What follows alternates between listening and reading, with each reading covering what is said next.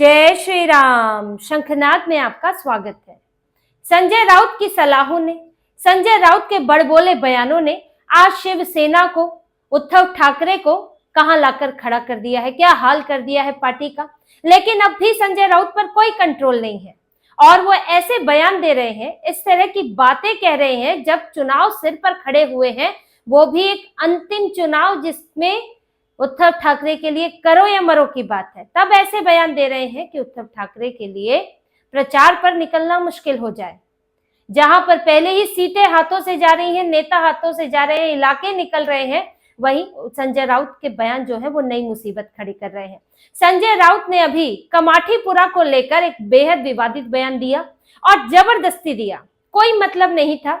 यहां तक कि जो वो सांसद हैं, बड़े नेता हैं, सामना के संपादक हैं, और वो इस तरह की भाषा का इस्तेमाल उन्होंने किया है जिसपे तो पहले ही शर्म आनी चाहिए और उन्हें ये भी देखना चाहिए कि अब उद्धव ठाकरे इस पर क्या सफाई देंगे।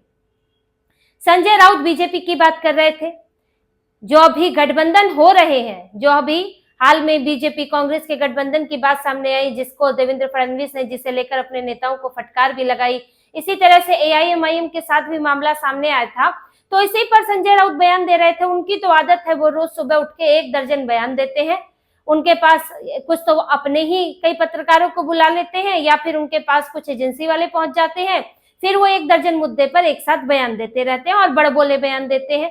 यही बयान वो इस पर दे रहे थे, बीजेपी कांग्रेस एआईएमआईएम गठबंधन को लेकर, और उन्होंने बोल दिया कि बीजेपी धंधा करने के लिए कमाठीपुरा के बाहर खड़ी है और उसे कोई भी चलता है। यानी कि कमाठीपुरा के लोगों से, उस इलाके से उन्होंने बीजेपी की तुलना की और साथ ही ये भी इशारों में ये भी कह दिया कि कमाठीपुरा में भी कोई भी चलता है, बीजेपी को कोई भी चलता है। कमाठीपुरा मुंबई में रेड लाइट इलाका है जहां पर वेश्यावृत्ति का काम होता है। अब यहाँ पर लेकिन ऐसा नहीं है कि कोई और लोग नहीं रहते हैं, बड़ा इलाका है और वहां पर और भी लोग रहते हैं और ये नहीं है कि सभी वेश्यावृत्ति में है। लेकिन जैसे उन्होंने कमाठीपुरा पर तमगा लगा दिया और वो इलाका, चलिए इस बात के लिए जाना भी जाता है, लेकिन फिर भी आप उसको सभी लोगों को इसके लिए तुलना नहीं कर सकते। फिर दूसरा, आपको इसमें घसीटने की क्या जरूरत थी? ऐसा तो है नहीं, वेश्याओं की जिंदगी और उनकी अपनी कितनी चॉइस होती है, उनके पास कितने विकल्प होते हैं, ये सभी जानते हैं।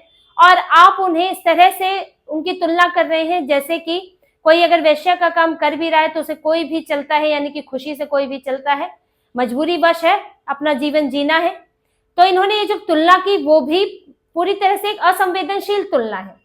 आपको इस तरह इस काम में जो लोग लगे हैं उनकी मजबूरियों, उनकी स्थितियों को नजरअंदाज करके ऐसे तुलना नहीं करनी चाहिए। और बेवजह आपने ये तुलना की है, कोई मतलब नहीं था। आप कोई और बात भी कह सकते थे। आपका एक स्तर होना चाहिए, आप सांसद हैं, गरिमा होनी चाहिए। लेकिन जब सांसद ही, जब नेता ही गरिमा भूल जाएंगे, जब ये इन चीजों का ध्यान नहीं रखेंगे तो फिर लोग भी भूल जाते हैं। और इसी तरह इसीलिए कमाठीपुरा में इनका जबरदस्त विरोध हो रहा है। इनको साफ साफ चेतावनी दी जा रही है कि संजय राउत यहाँ कदम रख के दिखाएं। महिलाएं विरोध कर रही हैं इनका कि संजय राउत अपने बयानों से बाज नहीं आते हैं। पहले भी कुछ इस तरह के विवादित बयान वो दे चुके हैं कमाठीपुरा को लेकर। तो संजय राउत का और शिवसेना यूबीटी का कमाठीपुरा में जबरदस्त विरोध हो रहा है। कई लोग साफ तौर पर संजय राउत हाय हाय के नारे लगा रहे हैं और यूबीटी पर भी सवाल उठा रहे हैं कि आखिर उद्धव ठाकरे इस बयान पर उनका क्या कहना है। वो संजय राउत को इसके लिए, संजय राउत को माफी मांगनी चाहिए और उद्धव ठाकरे को उन्हें इसके लिए बोलना चाहिए। अब संजय राउत तो ना ही माफी मांगेंगे और ना ही उद्धव ठाकरे बोल पाएंगे, क्योंकि उद्धव ठाकरे ने तो अपना मुख्य सलाहकार बनाया हुआ है। आज उद्धव ठाकरे राजनीति में जिस हालत में है वो इन्हीं की देन है, संजय राउत की। लेकिन फिर भी उद्धव ठाकरे उन्हीं के कहने पर चलते हैं, क्योंकि हिंदुत्व के साथियों को तो छोड़ दिया है, तुष्टीकरण वालों के साथ बैठे हैं, तो वहां पर अब डबल एजेंट का काम तो संजय राउत ही कर पाएंगे। तो ये तो इनकी अपनी पार्टी की हालत है। और रही बात, जिस गठबंधन की बात ये कर रहे थे, संजय राउत की तकलीफ क्या थी? एआईएमआईएम के साथ गठबंधन, कांग्रेस के साथ गठबंधन, ये इनकी तकलीफ थी। ये तो एआईएमआईएम बनना चाहते हैं। बेसिकली यूबीटी का मकसद ये है कि हम एआईएमआईएम बन जाए। उद्धव ठाकरे चाहते हैं कि मुझे मुंबई का ओवैसी मान लें और मुसलमान मुझे भर भर कर वोट दे दें। आखिर क्यों मुसलमान वोट देंगे भाई? वो तो उसी को देंगे जो मुसलमानों की बात सुनेगा, मुसलमानों के लिए करेगा। ओवैसी जैसा व्यक्ति जो दिन रात मुसलमानों की बात करते हैं, और कांग्रेस जैसी पार्टी जो तो जी ही रही है मुसलमानों के लिए, और रेवंत रेड्डी भी कह चुके हैं कि Congress is Muslim, Muslim is Congress. तो उद्धव ठाकरे को क्यों देंगे? अब इसके लिए उद्धव ठाकरे को ओवैसी की तरह बनना पड़ेगा, शिवसेना यूबीटी को एआईएमआईएम की तरह बनना पड़ेगा। तो इनको बड़ी तकलीफ हो रही है इस बात के लिए कि एआईएमआईएम सक्रिय है, एआईएमआईएम को सपोर्ट मिल रहा है, तो इन्हें लग रहा है जैसे इनका वोट बैंक छिन रहा है, वरना आपको क्या मतलब है। फिर रही बात गठबंधन की, ये जो बीजेपी कांग्रेस और बीजेपी एमआईएम के गठबंधन की एक घटना सामने आई है, एक अंबरनाथ इलाके में सामने आई है, एक विदर्भ के अकोटा इलाके में सामने आई है कि जहां पर अकोटा में एआईएमआईएम के साथ और अंबरनाथ में कांग्रेस के साथ गठबंधन की बात सामने आई। लेकिन जैसे ही ये बात सामने आई तो इसमें देवेंद्र फडणवीस ने इसमें दखल दिया और अपने नेताओं को कारण बताओ नोटिस भेजा है, ये गठबंधन तोड़ने के लिए कहा है। लेकिन देखिए सब हुआ कैसे है, आखिर ये सब होता क्या है? ये जो स्थानीय निकाय चुनाव होते हैं, जिला स्तर के, परिषद स्तर के, पंचायत स्तर के चुनाव होते हैं, इसमें सभी जगह पार्टियां शामिल नहीं होती हैं और कई जगह तो पार्टी का सिंबल भी इस्तेमाल नहीं किया जाता है। इसीलिए इन चुनाव में एंटी डिफेक्शन नहीं लगता है। उद्धव ठाकरे सुप्रीम कोर्ट गए थे, उन्होंने कहा था कि सिंबल पर जल्दी फैसला होना चाहिए क्योंकि स्थानीय निकाय चुनाव आने वाले हैं। तब कोर्ट ने यही कहा था कि स्थानीय निकाय चुनाव में तो सिंबल चलता ही नहीं है, तो इतनी जल्दबाजी किस बात की? सुनवाई की तो बाद में सुनवाई होगी, तो सिंबल भी नहीं होता है। एक तरह से सांकेतिक सपोर्ट होता है, वरना तो वहां पे आप समझ लीजिए वो निर्दलीय उम्मीदवार की तरह ही होते हैं कि वहां जो उम्मीदवार है वो पार्टी का नहीं है, वो अपना उम्मीदवार है लेकिन पार्टी उसे सपोर्ट कर रही है। लेकिन फिर भी कांग्रेस के साथ जो हुआ उस पर देवेंद्र फडणवीस ने तुरंत एक्शन लिया।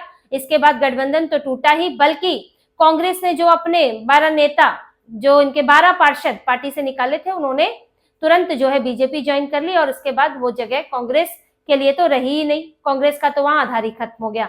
अब सामना बीजेपी और शिवसेना के बीच में है, दोनों गठबंधन में है। देखिए मुंबई में पूरे गठबंधन में है, लेकिन वहां आमने सामने है, क्योंकि ये पार्टी बेस्ड गठबंधन नहीं होता है, ये होता है कैंडिडेट बेस्ड गठबंधन, कैंडिडेट के आधार पर होता है। और कई बार जो उम्मीदवार है वो पार्टी से सहमत नहीं होते तो वो अपने गठबंधन बना लेते हैं। इसी तरह से अकोटा में हुआ था एआईएमआईएम के साथ। एआईएमआईएम ने जो उम्मीदवार उतारा था उसके बीच बीजेपी का जो उम्मीदवार था, बीजेपी सपोर्टेड उम्मीदवार था, उसके बीच था, लेकिन फिर उसको भी तोड़ दिया गया और बीजेपी वहां पर अब अकेले लड़ रही है। और देवेंद्र फडणवीस ने इस पर वहां के नेताओं से सफाई भी मांगी है। लेकिन अगर ऐसे अटपटे गठबंधन की बात करें तो इस पर सवाल जनता उठाती है तो समझ आता है, मीडिया उठाती है तो समझ आता है, लेकिन ये संजय राउत किस मुंह से उठाते हैं? संजय राउत मुंबई में कांग्रेस के खिलाफ लड़ रहे हैं, लेकिन पुणे म्युनिसिपल कॉर्पोरेशन में कांग्रेस के साथ गठबंधन करके बैठे हुए, और यहाँ दिन रात बोल रहे हैं कि कांग्रेस को ले मुसलमानों से कि कांग्रेस को वोट ना दे, हमें वोट दे। पुणे में आप किसके लिए वोट मांग रहे हैं? और ये तो रही म्युनिसिपैलिटी की बात। आप तो वो पार्टी है जिन्होंने विधानसभा में, जहां सिंबल भी होता है, जहां सीधे सीधे पार्टी चुनाव लड़ती है, वहां पर आपने किससे गठबंधन किया? शरद पवार से, कांग्रेस से। आप अपने पिताजी का बयान भूल गए, बाला साहेब ठाकरे का। बाला साहेब ठाकरे से एक बार सवाल पूछा गया था कि क्या आप एनसीपी के साथ गठबंधन करेंगे? ये वीडियो भी चलता है, जब इन्होंने गठबंधन किया था तो ये वीडियो सोशल मीडिया पर काफी वायरल हुआ था।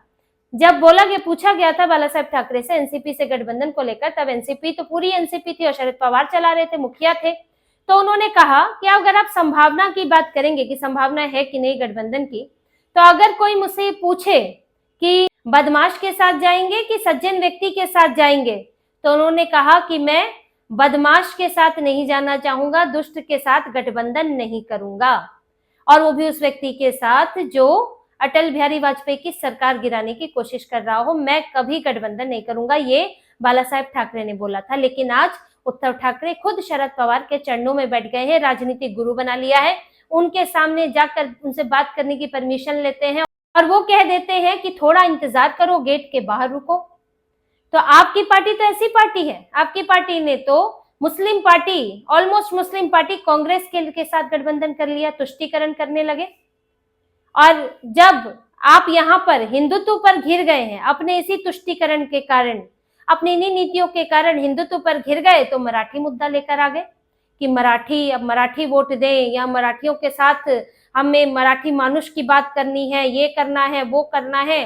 लेकिन मराठी मुद्दा भी आपका नहीं चल पा रहा है।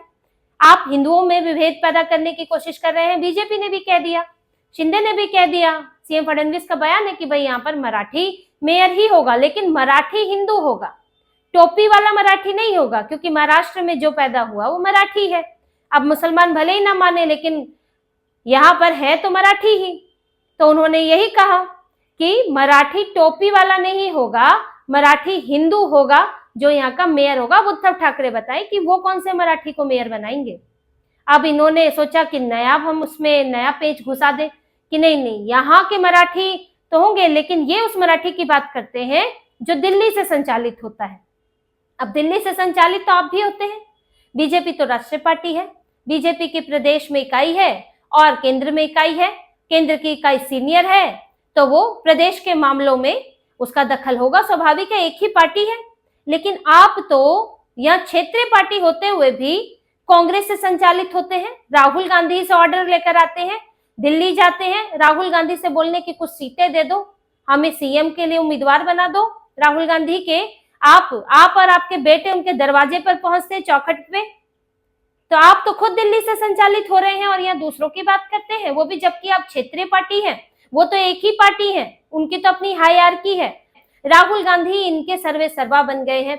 आखिर वक्फ संशोधन बिल का विरोध क्यों किया था? ये कभी क्या शिवसेना का एजेंडा रहा है? बाला साहेब ठाकरे कभी चाहते थे कि वक्फ को इतनी अपार शक्तियां मिले? आपने विरोध किया क्योंकि कांग्रेस कर रही थी। आपके नेता अरविंद सावंत एक उस जज के खिलाफ महाभियोग लगाने क्यों गए जिन जज ने कार्तिकेय दीपम की परंपरा को, मंदिर में दिया जलाने की परंपरा को फिर से शुरू करने का आदेश दिया था, लेकिन अरविंद सावंत जाकर उन्हीं जज के खिलाफ महाभियोग के लिए प्रस्ताव दे आए। क्या ये शिवसेना की परंपरा है या ये कांग्रेस का आदेश है?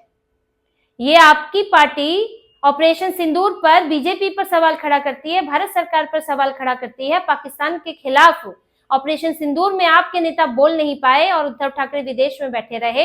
ये किसके कहने पर चल रहे हैं? ये तो कांग्रेस की नीति है। तो राहुल गांधी से ज्ञान प्राप्त कर रहे होंगे। तो उद्धव ठाकरे इन मामलों में खुद ही फंसते नजर आते हैं और अभी इनकी पार्टी का एक भी जो ये कार्ड चला रहे हैं चल नहीं रहा है। पहले हिंदुत्व से गए, मुसलमानों से गए और अब जो है ये मराठियों से भी जा रहे हैं, क्योंकि वहां के मराठी लोगों को भी दिख रहा है कि इनके लिए मराठी जो है ये मुसलमानों के सामने कुछ नहीं है। ये सिर्फ मुस्लिम वोट को सपोर्ट करने के लिए एक मराठियों का वोट चाहते हैं। तो इनके पास जो है कोई रास्ता बचा नहीं है। तो खिसियानी बिल्ली वाला हाल है, इसलिए खिसियाते फिर रहे हैं और संजय राउत इसी खिसियाहट में उद्धव ठाकरे के लिए मुसीबत खड़ी कर रहे हैं। तो इसी तरह की और खबरें और विश्लेषण आपके लिए लाते रहेंगे। हमसे जुड़े रहिए, सब्सक्राइब कीजिए, कमेंट कीजिए। बहुत बहुत धन्यवाद। जय श्री राम।